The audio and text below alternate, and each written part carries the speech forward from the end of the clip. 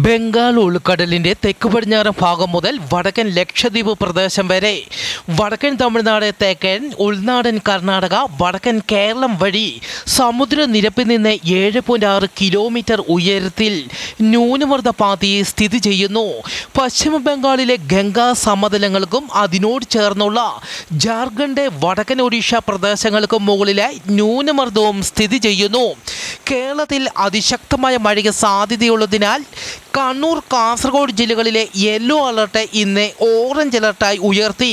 ഇന്ന് തൃശ്ശൂർ ജില്ലയിലും ഓറഞ്ച് അലർട്ടാണ് പ്രഖ്യാപിച്ചിരിക്കുന്നത്. നാളെ ജൂലൈ 18-ാം തീയതി മലപ്പുറം, കോഴിക്കോട്, കണ്ണൂർ, കാസർഗോഡ് ജില്ലകളിലും യെല്ലോ അലർട്ട് പ്രഖ്യാപിച്ചു. വരും മണിക്കൂറിൽ കേരളത്തിലെ കണ്ണൂർ, കാസർഗോഡ് ജില്ലകളിൽ ശക്തമായ മഴയ്ക്കും മണിക്കൂറിൽ 40 കിലോമീറ്റർ വരെ വേഗതയിൽ കാറ്റിനും സാധ്യത.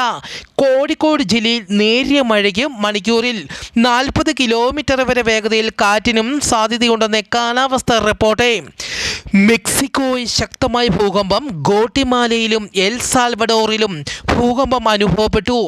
7.4 തീവ്രത രേഖപ്പെടുത്തി. പസഫിക് തീരത്തെ സുനാമി മുന്നറിയിപ്പ് നൽകി. കൂടുതൽ വിവരങ്ങൾ ലഭ്യമായിട്ടില്ല.